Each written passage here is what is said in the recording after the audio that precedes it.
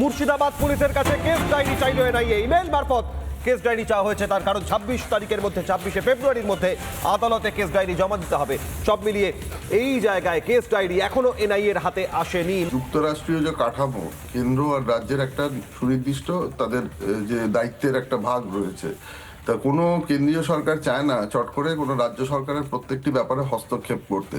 কেন্দ্রীয় যে এই সংস্থাগুলো, তারা যে বারবার তাদের বাধা দেওয়া হচ্ছে, আঘাতপ্রাপ্ত হচ্ছে তারা বিভিন্ন জায়গায় গিয়ে, এই ব্যাপারটা কিন্তু এতটাই এখন সিরিয়াস জায়গায় পৌঁছেছে। আমি আবার বলেছি যে বিজেপি সরকারে এসছে, তাদের একটা স্পেশাল তাদের একটা আমাদের যে মানে একটা বলতে পারেন যে মোটো আছে, যে যখন এমার্জেন্সি চলেছিল ভারতবর্ষে, তো সেই এমার্জেন্সিকে যাতে না ফিরিয়ে নিয়ে আসতে হয়। কিন্তু এটার এই সুযোগের অপব্যবহার করে রাজ্য সরকার আজকে যে ঘটনাগুলো ঘটছে, তারা চাইছে যে যাই ঘটুক না কেন তারা এই ক্ষমতায় টিকে থাকবে। ক্ষমতায় টিকে থাকার জন্য এবং এই ধরুন এই বাংলাদেশের যে থেকে আগত মানে যারা বহিরাগত, যারা এই দেশের নাগরিক নয়, যারা এই দেশের মানে রোহিঙ্গা এবং অন্য যারা এসে এখানে আশ্রয় নিয়েছে, এদেরকে কিন্তু ভোট ব্যাংকের কাজে ইউজ করা হচ্ছে এবং বিভিন্ন সময় এদেরকে সেই জন্যই ইউজ করা হচ্ছে যাতে এরা এখানে ভ্যান্ডালিজম চালায় এবং সাধারণ নাগরিকরা যাতে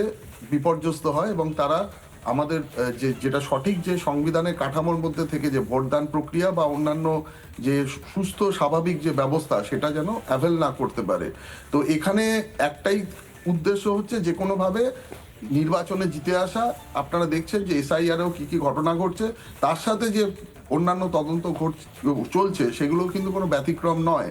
এই এসআইআর এর প্রক্রিয়া চলার সময় একটা সামান্য পরিযায়ী শ্রমিকের মানে মৃত্যুর খবর ছড়িয়ে দিয়ে, যেটা পুরোটাই ভুল, মানে প্রতিবেশী যে রাজ্য রয়েছে, যেটা নাকি আমাদের মাননীয় মুখ্যমন্ত্রী দাবি করেন যে তিনি মানে সেখানকার মাননীয় মুখ্যমন্ত্রী, উনি ওনার মানে মানে গঠবন্ধনের মধ্যে পড়েন। তো তিনি এই ব্যাপারটাকে মানে ওনারা ইনভেস্টিগেশন করে বলে দিয়েছেন দ্যাট ওয়াজ এ সুইসাইড।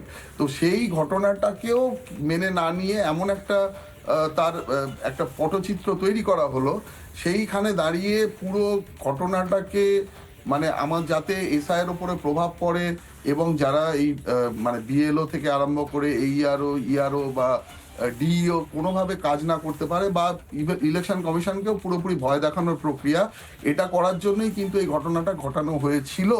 সব থেকে বড় কথা, রাজ্য সরকার কোনো ব্যবস্থা নেবে না সেটা জানাই ছিল, বাধ্য হয়ে ব্যবস্থা নিল যখন ইলেকশন কমিশন তাদের উপরে বিশেষভাবে কিছু বিধি নির্দেশিকা বা কিছু ডাইরেক্টিভস পাঠালো।